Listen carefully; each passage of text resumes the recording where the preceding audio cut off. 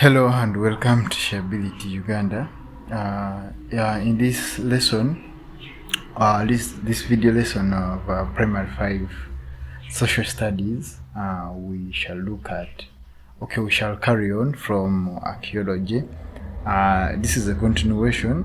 We made the first lesson video about archaeology. Said this is just a continuation.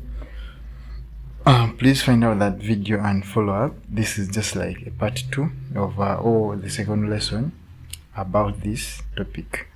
And in this continuation of the topic archaeology, we shall be looking at legends. Remember, a legend is simply a traditional story told about a particular person or a group of people or a certain place, but with no verified truth. We have various legends amongst our tribes here in Uganda. We have the legends, the legend of the spear and the bead. We have the legend of Kintu and Nambi. We have the legend of Mundu and Sarah. Specifically, let us look at one of these legends, and particularly we shall look at the legend of the spear and the bead. And the legend of the spear and the bead talks about two sons of Olum, and these sons were of the names Gipiri and Labong. The legend goes like, one morning, Gipiri woke up and picked Labongo's spear and went for hunting. So when he was away in the fields hunting, he saw an elephant and speared that elephant, as in he threw the spear and hit the elephant. Unfortunately, the elephant made away with Labongo's spear. Gipiri tried to chase for the elephant, looked everywhere and here and there, and the elephant was nowhere to be seen. When Labongo was demanding for his spear, he went back in the bush for several days, looked for the spear but didn't find the spear. And his brother Labongo insisted he needed his spear. So one day, after some time, Gipiri was wandering around the bush, he found Labongo's spear and carried it back home. And as time went on, Labongo had a son. He had a son, and this son one time happened to swallow Gipiri's bead. Gipiri was furious, and as a payback, he demanded Labongo for the bead that his son had swallowed. He insisted he needed his bead. He wanted his bead. He told his brother Labongo, "You made me go and look for your spear around everywhere, so I also need my word. I need my bead. Do every possible way of getting me the bead that your son has swallowed." They had nothing to do apart from cutting the son. They cut the baby boy and removed the bead and gave it back to Gipiri. And that was the end of their brotherhood. Hatred started between them. And at last they separated. Everyone took opposite directions. And it later turned out that whoever went away started off with their own life and resulted into two different tribes, where the Labong started a tribe, which are the Langis, and then Gipiri are the Alurs. So that is the story or the legend about the spear and the bead. What we learn from this from this legend of the spear and the bead, we need to be kind to each other. We need to be forgiving. We need to always ask for permission before using someone else's stuff. We need to train ourselves not to be avenging, not to revenge. Like everything someone does this, you feel like you need to get even. You need to revenge. You need to make that someone feel the way you felt when they wronged you. We need to be forgiving. That is it about the legend of the spear and the bid. Then let us look at migration today. Migration, what is migration? Migration simply refers to the movement of people from one place to another with their belongings. People move from one place to another looking for jobs, looking for better services, looking for like insecurity. If the area they are living in is very insecure, they may decide to shift and go to a good area where they can find some peace of mind. We have two different types of migration. We have rural urban migration, which is the movement of people from villages to town for settlement, which is actually the most common type of migration. Another name for rural areas is village areas, and another name for urban areas is town areas. Sorry about that. In the notes it is still village, but it should have been town areas or cities.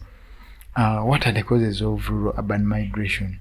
Like we said, looking for better schools in town, cultural practices in the village like forced marriages and circumcisions lead a lot of people to leave their villages and run to urban centers. Due to insecurities in the villages, like I said, looking for better medical services in town. Remember, in villages it is very hard to find medicine in hospitals. The doctors do their own things, so people wander and end up migrating into town centers. Epidemic diseases in villages, better social amenities like electricity and piped water. As you know, in the village it is very hard. It is a few villages that have electricity. In Uganda here, piped water is very hard. Some people have to walk very tiresome journeys to go and collect water, so which is different with town areas. There is piped water, you just turn the tap and then collect water and move on and do other things. So people want to have such services which they cannot get in villages. And what are the problems faced by people living in towns? However, we like town, we like being in urban centers, but it's also associated with some other problems and or difficulties. What are some of these difficulties that are faced by people living in town areas? We have traffic jam. You like, for give an example, in Kampala, most particularly on Entebbe Road, you can sit in a traffic jam for over 30 minutes. A lot of cars and they're not moving. Noise pollution, there's noise everywhere, car horns, people shouting, hawkers hawking their stuff, this and that. There is noise pollution. Then congestion, for example in parks, car parks, markets. Give an example, Owino market, there's a lot of overcrowding. And then high crime rate. You hear about pickpocketing, people snatching people's phones and running into corridors, dark corridors. High costs of living is also another difficulty faced by people living in towns. Things are high, rent is high, food is high. So the cost of living is very high. So you need people living in urban centers need to be very, very hardworking. And then unemployment. People leave villages and run to urban centers thinking they will easily find things to do, and they end up failing to find work to do. So they end up just loitering around the town, so increasing the rate of unemployment in urban centers. And then poor sanitation. See, drainage systems are not cared about, they are not cleared. So there is a lot of poor sanitation and high spread of diseases. As a result of urban migration, there has been creation of slums in urban centers. Take for example in Kamocha, Bwaise, there is a lot of slums, and a slum is an area with poor housing and poor sanitation facilities. You find someone is sleeping in just something covered with polythene papers and a small piece of iron sheet, sleeping on a 1-inch mattress. A slum is an area within the city with poorly built houses congested with poor sanitation. Dangers of slums: easy spread of diseases due to poor sanitation, high crime rate due to overpopulation, congestion, bad morals. Everyone carries their own characteristics from their villages, and then they come and dump it onto others. Then there is pollution, there's noise pollution, there's everything. Those are some of the dangers of slums. So how do people in towns benefit from villages? They get food. It is people in the villages that cultivate the food that people in town consume. They get herbal medicines. It is our villages that supply us people in town with medicines. Cheap labor is got from the villages. A lot of people source labor from villages. Take for example housemaids. Housemaids are got from villages and then brought into town to provide house labor. Then they provide them with land. After getting some money in town, you have some 1M, then you run to the village and at least purchase some plot of land. That is it. And then we can look at another type of migration, which is urban-rural migration, which is very rare because people do not want to leave town. This is the type of migration where people move from town to villages for settlement. It is very hard for someone to leave town and settle in the village. Very, very hard for Ugandans. So this is the type of migration that is very, very rare in Uganda. And then what can the government do to encourage rural-urban migration? What can they do to encourage people, to convince people that there is still good life in the village, not only in towns, but you can also get what you want from the village and live life on? Setting up good schools in villages, extending piped water to villages, extending electricity to villages, and also building and equipping hospitals in villages with medicine and other equipments that are required.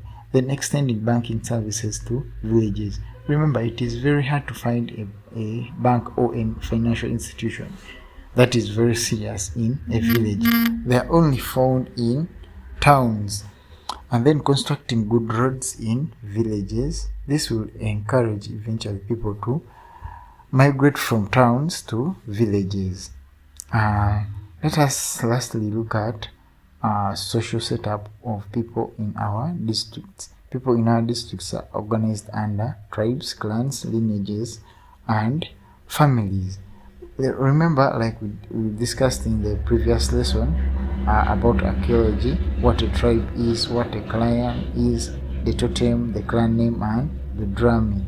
A tribe is a group of people with the same culture and speaks the same language, and in most cases live on the same piece or in a common or the same community.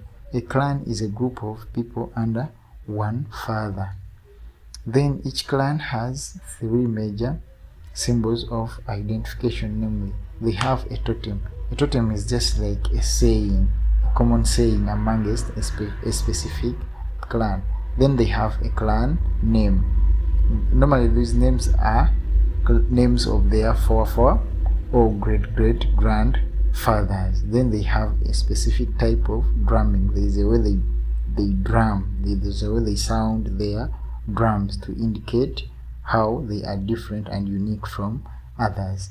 And each clan has a clan head who performs the following duties: registering clan members, keeping clan records, organizing clan ceremonies and functions, settling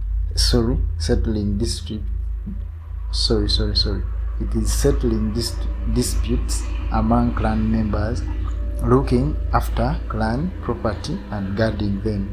A lineage is a small group of people in a clan. It's just like a family in a clan. And then a family is a group of people living together, related by blood, marriage, and adoption.